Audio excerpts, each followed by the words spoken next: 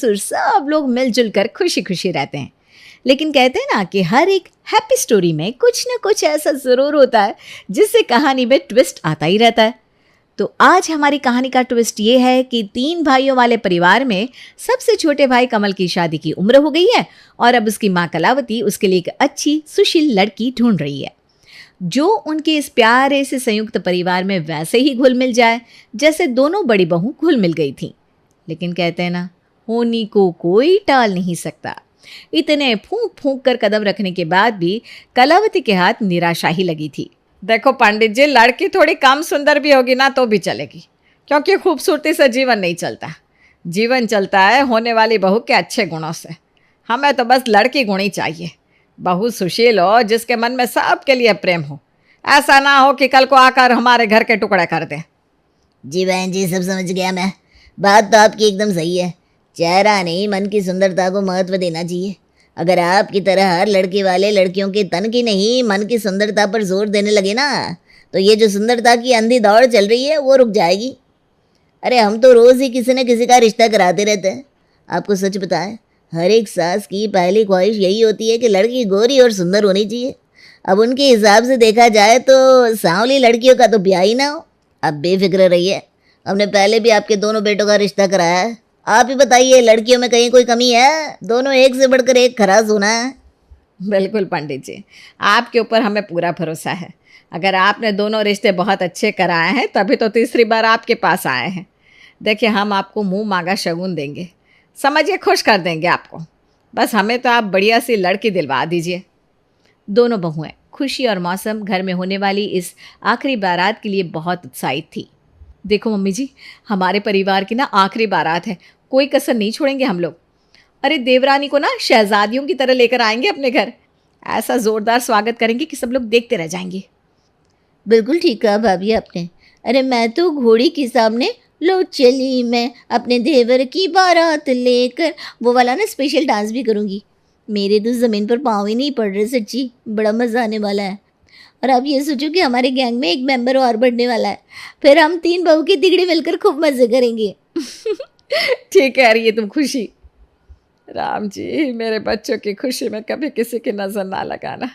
इतना प्यार है दोनों देवरानी जेठानी में, बस हर वक्त मन में यही बात खटकती रहती है, कहीं तीसरी बहू अलग विचार की ना आ जाए। भगवान जैसे 2 बहुएं दी है वैसी ही तीसरी बहू भी अच्छी ही देना।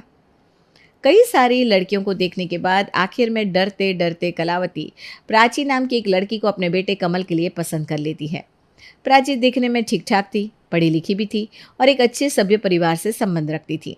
दिखने में ये रिश्ता काफ़ी ठीक ठाक लग रहा था, इसलिए कलावती अपने छोटे बेटे कमल का रिश्ता प्राची के साथ तय कर देती है शादी के बाद। अरे अनंत, अंश, तुम दोनों मेरे कमरे में क्या कर रहे हो? देखो सोने का समय हो रहा है ना, जाओ अपने कमरे में जाओ। चाची, हमें ना आज आपके पास रहना है, ढेर सारी बातें करनी है आपके साथ। नहीं नहीं चाची, आज मैं रहूँगा आपके साथ। इसको भेज दो, आज हम लोग ना गेम खेलेंगे।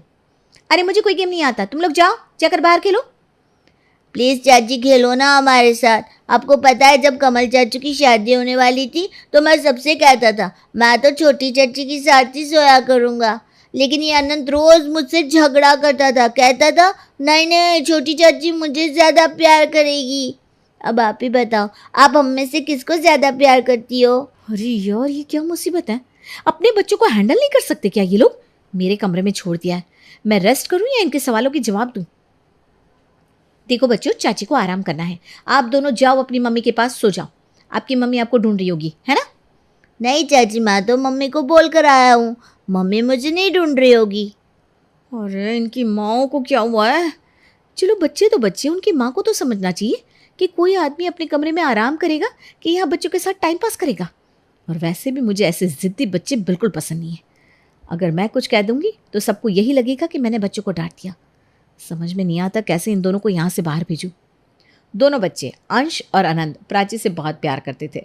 दोनों ही चाची के पास समय बिताने के लिए आपस में झगड़ रहे थे, जबकि प्राची बच्चों को देखकर बहुत ही सफोकेशन फील कर रही थी। उसे तो यही लग रहा था कि उसके आराम में दखल देने के लिए दोनों बच्चे पता नहीं क्यों उसके कमरे में आ गए हैं। अंश और अनंत अक्सर ही आकर उसके कमरे में बैठ जाया करते थे, जिससे प्राची को बहुत अनकंफर्टेबल लगता था। प्राची भाभी, मेरी फ्रेंड्स आ रही है आज आपसे मिलने, आप प्लीज़ थोड़ा अच्छे से रेडी हो जाना, और हाँ, जब मेरी दोस्त आएंगी ना तो उनके लिए कुछ अच्छा सा स्नैक्स भी बना देना। मैंने अपनी फ्रेंड से आपकी बहुत तारीफ़ की है। मेरा इंप्रेशन ख़राब नहीं होना चाहिए उनके सामने। ननद कुमुद प्राची को तैयार होने के लिए कहकर चली गई थी। उसके जाने के बाद, अरे क्या मुसीबत है इस घर में, 1 मिनट भी चैन से बैठने को नहीं मिलता। ज़रा सा बंदा सुकून से बैठे तुरंत ही कोई ना कोई कमरे में आ टपकता है। कभी किसी को चाय चाहिए, किसी को नाश्ता, और कुछ नहीं तो मेहमान आकर सर पर बैठ जाते हैं। मेहमानों से पीछा छुड़ाओ तो ये बच्चे पीछा नहीं छोड़ते। तंग आ गई हूँ मैं। घर है कि चिड़ियाघर, हर समय बस कचर कचर लगी रहती है। पता नहीं कितनी फुर्सत है लोगों के पास। सहेली की भाभी से मिलने के लिए कौन आता है? और ठीक है, इसकी सहेली आ रही है तो खुद चाय बनाकर पिलाए ना, मुझे बीच में क्यों घसीट रही है? शोपीस बनाकर रख दिया है मुझे। कभी कोई चला आता है मुंह उठाकर तो कभी कोई। पता नहीं ये मुंह दिखाई का झंझट कब खत्म होगा। दोपहर के खाने के बाद, अरे प्राची कहाँ जा रही हो?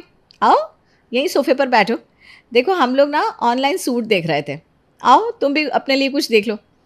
अच्छा कॉफ़ी पियोगी? हम लोग बनाने जा रहे थे। आप लोग देखिए भाभी, अभी मेरे पास बहुत कपड़े हैं, कपड़े खरीदने का मन नहीं है, और मैं ना ऐसे बेवक्त कॉफ़ी नहीं पीती। अच्छा बाबा मत खरीदना, लेकिन हमारे पास बैठ तो सकती हो ना। बैठो ना, इसी बहाने थोड़ी देर साथ में बैठकर गप्पे लगाएंगे। मेरे ना सर में बहुत दर्द हो रहा है भाभी, मैं अपने रूम में जाकर थोड़ा रेस्ट करूँगी, आप लोग कंटिन्यू करिए ना। बहाना बनाकर प्राची अपने कमरे में चली गई। अरे इन लोगों के तो गप्पे ख़त्म ही नहीं होते। प्राइवेसी नाम की तो चीज़ ही नहीं है इस घर में। 2-4 बार इसी तरह इग्नोर करूँगी ना तो आगे से मुझे पूछना ही छोड़ देंगे। ज़्यादा एंटरटेन किया तो कुछ ही दिन में मुझे भी अपनी तरह बना लेंगे ये लोग। कुछ नोटिस किया भाभी आपने? ये प्राची हर रोज़ कुछ न कुछ बहाना बनाकर अपने कमरे की ओर निकल जाती है। ऐसा लगता है इसे हम लोगों के साथ बैठना अच्छा ही नहीं लगता। कभी कहेगी सर में दर्द है, कभी कहेगी नींद आ रही है, कभी कहती है कमरे में कुछ काम पड़ा है।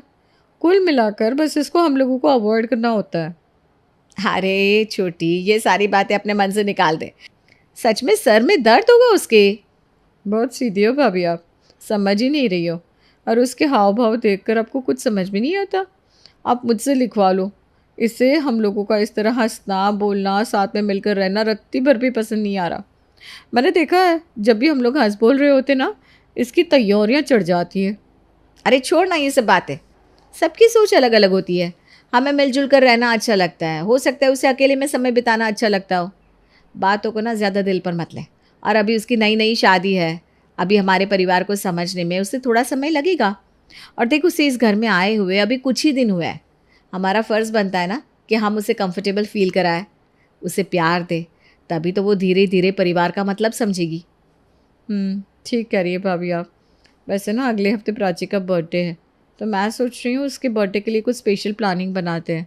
जब वो देखेगी ना कि हमने उसका बर्थडे कितने धूमधाम से मनाया है, तो पक्की बात है उसके दिल में हमारे लिए थोड़ी जगह ज़रूर बनेगी। कैसा प्लान है?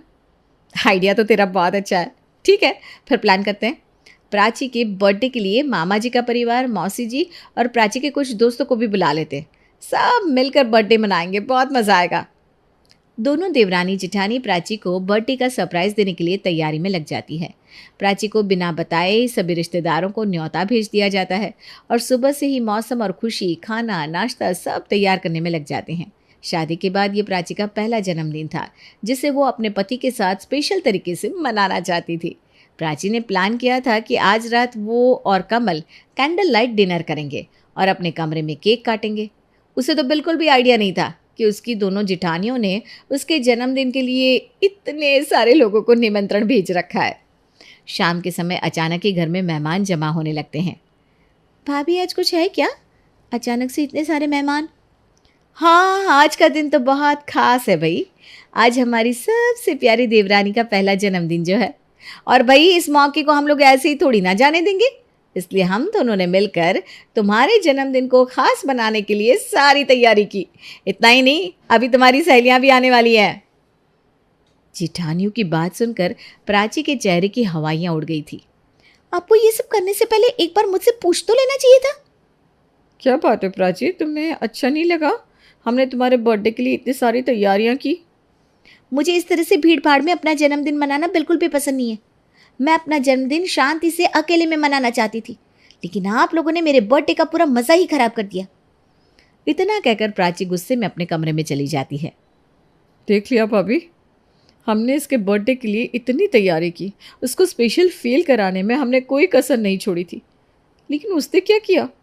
अरे मेहमानों के सामने हमारी इज्जत रखने के लिए झूठ मूठी शामिल हो जाती। छोटी बहू ने यह बिल्कुल भी अच्छा नहीं किया।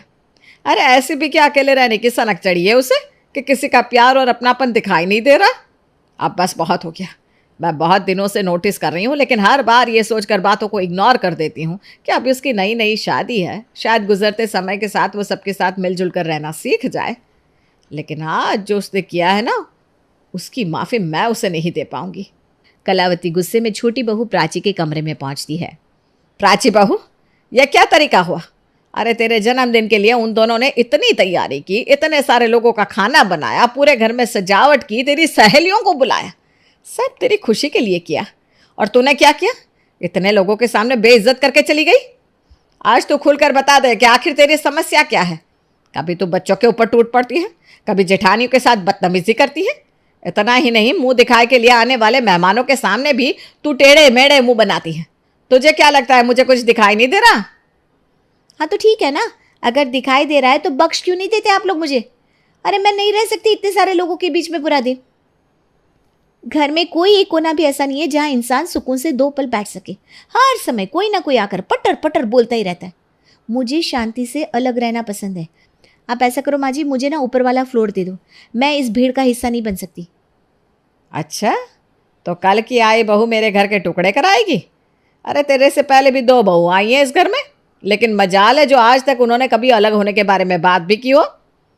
माँ जी, उन्हें अच्छा लगता होगा इतनी भीड़ भाड़ में रहना, पूरा दिन रोटियां बनाना और दूसरों के काम के लिए अपनी ज़िंदगी कुर्बान करना, लेकिन मैं इस तरह से नहीं जी सकती। आप मुझे अलग कर दीजिए, मैं सुकून से अलग फ्लोर पर रहना चाहती हूँ। अरे तू क्या अलग होगी? तेरे जैसी लड़की को तो मैं वैसे भी अपने घर में ना रखूं। बहुत शौक है ना तुझे अलग होने का, जा रह ले ऊपर वाले फ्लोर पर एक बात का ख्याल रखना, एक बार जो तू अलग हुई ना, उसके बाद मुड़कर भी कभी हम लोग की तरफ देखना मत। भूल जाना कि तेरे कभी कोई सास ससुर देवरानी जेठानी ननद भी थे। बस अलग होने के बाद तेरा रिश्ता तेरे पति के साथ रह जाएगा। मुझे सब मंजूर है।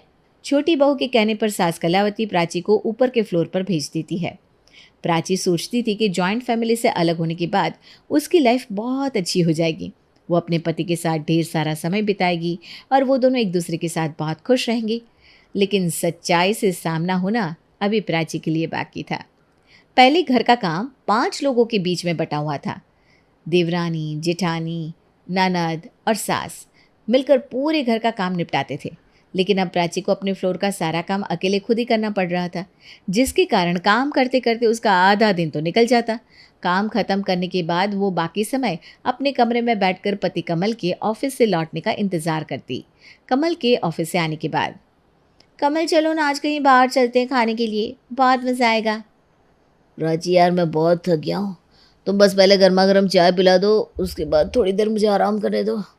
बाहर घूमने का मेरा एकदम भी मन नहीं है। अरे घर में ही कुछ हल्का फुल्का बना लो। कमल अक्सर ऑफिस से लेट आता और बेचारी प्राची पूरा पूरा दिन अकेले अपने फ्लोर पर बैठी पति के आने का इंतजार करती रहती। अकेलेपन से उबकर अब अक्सर ही प्राची अपना गुस्सा पति कमल पर निकालती, जिससे उनके बीच में झगड़े होने शुरू हो गए थे। अरे यार, हर समय तुम्हारा यही रोना रहता है कि मैं ऑफिस से जल्दी आया करूं। पूरा दिन अकेले तुम्हारा मन नहीं लगता। मुझे समझ में नहीं आता तुम्हारी समस्या क्या है। जब सबके साथ थी तब तुम्हें अकेले रहना था, अब अकेली हो तो किसी के साथ के लिए झगड़ रही हो। तुम्हारे जैसी लड़की को कभी कोई खुशी नहीं रख सकता। दिन गुजरते जा रहे थे और गुजरते दिनों के साथ प्राची और कमल के रिश्ते में और ज़्यादा कड़वाहट भरती जा रही थी। ऊपर से उसे सुनाई देती सास, ननद और देवरानी जेठानी की हंसी मजाक की आवाज़ें उसके मन में और भी ज़्यादा हलचल पैदा कर रही थी। कमल अब अक्सर ही कैंटीन में खाने का कहकर टिफ़िन ले जाने को मना कर देता। अकेले में प्राची का खुद के लिए कुछ बनाने का ना तो मन करता और ना ही खाने का। दोपहर के 2 बजे, अरे वाह, बड़ी खुशबू आ रही है नीचे से, लगता है कोई मेहमान आया है, उसी के लिए पूरी कचौड़ी बन रही है। एक पल को प्राची का मन किया कि वो भी नीचे जाकर मेहमानों से मिले, साथ बैठकर बातें करे, लेकिन अगले ही पल उसे सास के कहे शब्द याद आ जाते हैं। अब चाय पिए हुए भी कई कई दिन बीत जाते हैं। जब नीचे रहती थी तो 5 बजते ही चाय सामने हाजिर हो जाती थी। सबके साथ बैठकर चाय पीना, गप्पे लगाना। रह रहकर उसे एक एक बात याद आ रही थी। प्राची हर पल खुद को अकेली महसूस करती और परिवार के लोगों को मिलजुल कर नाचते कूदते हंसते देखकर अपने आप को कोसती। देखते ही देखते 1 साल बीत गया। प्राची और कमल की शादी की सालगिरह आ गई। आज हमारी शादी की सालगिरह है। आज भी कमल ऑफिस चले गए। कितना सन्नाटा है हर तरफ। लगता ही नहीं कि किसी को हमारी सालगिरह की खुशी है। अगर आज मैं जॉइंट फैमिली में होती तो कितना अच्छा होता। दोनों भाभियाँ हमारी एनिवर्सरी को स्पेशल बनाने में कोई कसर ना छोड़ती। बच्चे खुशी से नाच रहे होते, पूरा घर पकवान की महक से सज रहा होता। लेकिन अब ये सब सोचने का कोई फ़ायदा नहीं। अपने भाग्य में ये अकेलापन मैंने खुद लिखा है, किसी को दोष नहीं दे सकती। अकेला होकर मैंने अपने जीवन की खुशहाली को ही ख़त्म कर दिया। दोनों भाभियाँ और मम्मी जी तो आज भी खुशी खुशी रह रहे। सबके बर्थडे एनिवर्सरी पर धूम मची होती है नीचे। सबके नाचने गाने की आवाज़ अक्सर सुनाई पड़ती है। एक मैं हूँ, किसी ने एक बार भी मुझे बधाई तक नहीं दी। प्राची का मन आज इतना दुखी था कि उसने पहली सालगिरह मनाने के लिए कोई तैयारी नहीं की थी और ना ही कोई स्पेशल खाना बनाया, ना ही वो तैयार हुई। शाम हो गई। एकाएक उसके दरवाजे की घंटी बजती है। प्राची दरवाज़ा खोलती है तो सामने पूरा परिवार हाथ में गुब्बारे और तोहफे लिए खड़ा दिखाई देता है। अपने ससुराल वालों को ऐसे खड़ा देख प्राची की आंखों में आंसू आ जाते हैं। आप लोग यहाँ? क्यों भाई, अपनी बहू की पहली सालगिरह मनाने का अधिकार तो है ना हमें। बस तुझे ज़्यादा देर परेशान नहीं करेंगे, विश करने के लिए चले आए थे। आंश, आनंद, चाची को तोहफा दो और कार्ड भी जो तुम उनके लिए बना कर लाए हो। अंश और अनंत का हाथों से बना प्यारा सा कार्ड देखकर प्राची के आंसू गिरने लगते हैं। आइए ना माँ जी, प्लीज़। नहीं नहीं बेटा, तुम सेलिब्रेट करो। तुम्हारी प्राइवेसी में हम सेंध नहीं लगा सकते। माफ़ कर दीजिए माँ जी, मुझे एहसास ही नहीं था कि मैं किन खुशियों को लात मार कर चली आई हूँ। अब अपनी गलती का एहसास हो गया है मुझे। ये अकेलापन मुझे काटने को दौड़ता है। अगर आप मुझे माफ़ कर दे तो आज मेरा सबसे बड़ा तोहफा यही होगा। प्राची के बार बार माफ़ी मांगने पर सभी उसे माफ़ कर देते हैं और एक बार फिर सब लोग मिलजुल कर रहने लगते हैं।